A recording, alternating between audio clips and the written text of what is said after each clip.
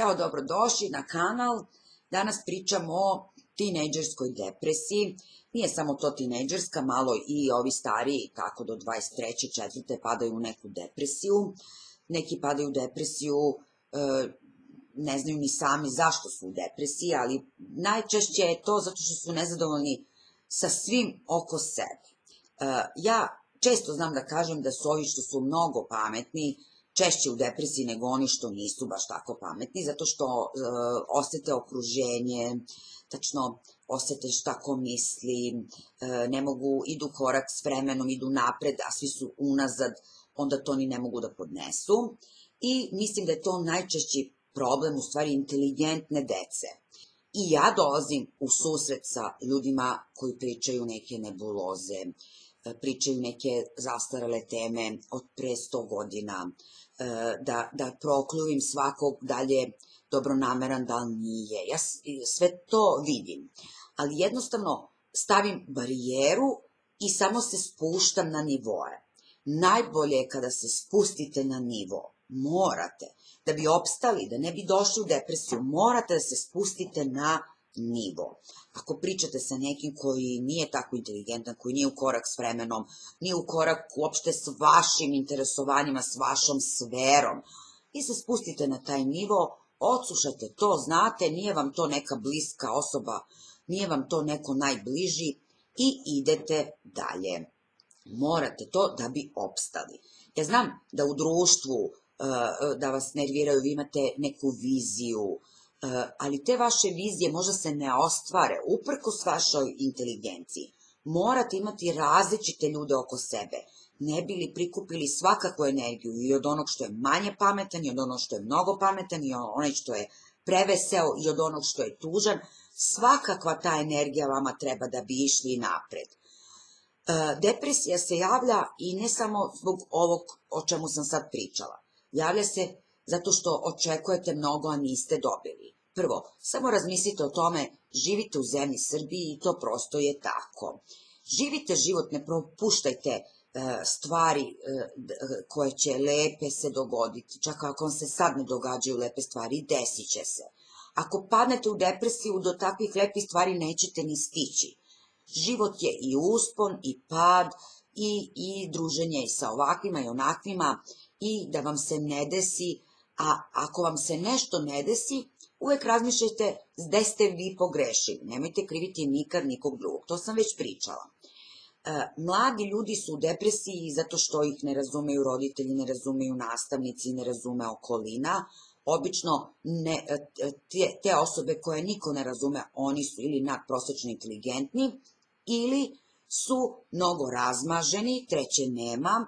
Ti razmaženi isto znaju da često padnu u depresiju jer su navikli da im se stvari događaju sve onako kako treba, a sad to ne može da se desi onako kako treba. Ali najvažnije je da samo dobro razmislite o samom sebi, zašto ste u depresiji, da pogledate stvari onako realno, da budete iskreni prema sami sebi. Ako ste inteligentni, bit ćete iskreni prema sami sebi, jer samo glup čovek ne razmišlja na iskren način o samom sebi. On misli da je najpametniji, on misli da njega ne može niko da stigne, on misli da se sve vrti oko njega, a pametan čovek razmišlja, razlučuje, pomišlja da je zaista možda greška u njemu, sabira, oduzima. Morate izaći iz te situacije, morate se probuditi, morate se trgnuti i shvatiti da je život pred vama, da će sve doći. Čak ako se sad nešto ne dešava se s razlogom, desit će se, idite samo napred. I nemojte padati u depresiju. Depresija vas unazađuje i sve ono što ste do sada uradili, vratit će vas 10 koraka unazad. Samo idite napred, družite se sa veselima, slušajte muziku. Ljudi, muzika je najjači pokretač na zemaljskoj kugli. Ja verujem u to. Muzika je nešto što vas diže do nebesa. Ja mislim da ne postoji ni jedna stvar koja može toliko energije, toliko kreativnih stvari da vam... Ja najbolje ideje imam kad slušam muziku. to obično u autobusu, stavim slušam muziku, jer takve vizije imam. Meni je žao što je tog trenutka nemam kameru da se snimam. Ja mislim da bi to bili najbolji videi na svetu. Morat ću nabaviti neku kameru koju mogu da nosim sa sobom, da snimam se u tim trenucima kada me muzika ponese. Slušajte muziku, budite veseli, družite se sa različitim ljudima. Svaki čovek, i onaj koji je glup, i onaj koji je manje inteligentan, i onaj koji je manje interesantan, može da vam pruži pouku, neku. Samo vi kao pametan čovjek trebate to da izvučete. Dragi mladi ljudi, stvarno znam da je zeznuto živeti u zemlji Srbiji, da ne možete da se pokažete, da ne možete da radite ono što želite, da ne možete da stvarate, da ste nerazumljivi. Naš narod je stvarno malo i zaostao, ja moram da priznam. Naši stariji ljudi danas kad vide piercing kao da su videli ne znam šta. Sve to stoji.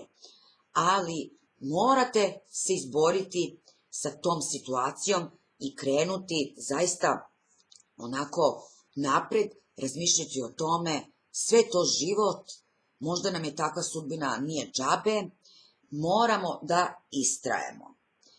Probudite se, razmislite o ovome, ustanite iz kreveta, odvojite se od kompjutera. Ja znam da kome god je teško, on zaroni u kompjuter i u taj neki svet. Ja sam bila u tom periodu 2 godine. 2 godine sam igrala jednu igricu i bila samo u tom svetu, jer me okupiralo, sve me okupiralo, loše, onda sam htjela da pobegnem. I ovo što snimam, ja bežim od stvarnog sveta. Zamišljam tamo neke mlade ljude koji me vole, koji me prate, koji žele da čuju šta imam da kažem. Negde ste mi vi ono kao najbolji prijatelji. I ovo je beg. Našla sam neki izduvni ventil. Tako da, trgnite se, ustajte, pustite muziku do daske, nađite neki drugi hobi. Ako volite muziku, to je prava stvar. Nemojte samo padati u depresiju. Stariji ljudi znaju da dovedu mlade ljude u depresiju sa tim njihovim gunđenjem. Ja sve to razumem. A vi jednostavno, na jedno slušajte, na drugo pustite, samo mrdajte glavom i to će sve proći jednog dana. Ja sad kad vratim film, moj otac je mene dovodio do ludila. On je bio jedan fakultetski obrazovan čovek koji je smatrao da je to najvažnija stvar na svetu. Po meni bio je malo i snob. Ja se ježim od snobova, ježim se od tih doktora nauka na nivou i meni su oni ne znam, tako da ne znam šta vam kažem više, a da vas ne ugušim. Uglavnom, trgnite se bre, ljudi, nema nam druge, svi smo u istom sosu, svima nam je isto, menjajte sebe, samo je najvažnije da shvatite da morate promeniti kod sebe mnoge stvari, pronađite šta je to ključno što vas koči i što vam ne da vi izađete iz takve situacije. Eto, ljubim vas puno, moji novi subscriberi samo pristižu, postavljajte mi pitanja, ja ću vam vrlo rado odgovarati na svako.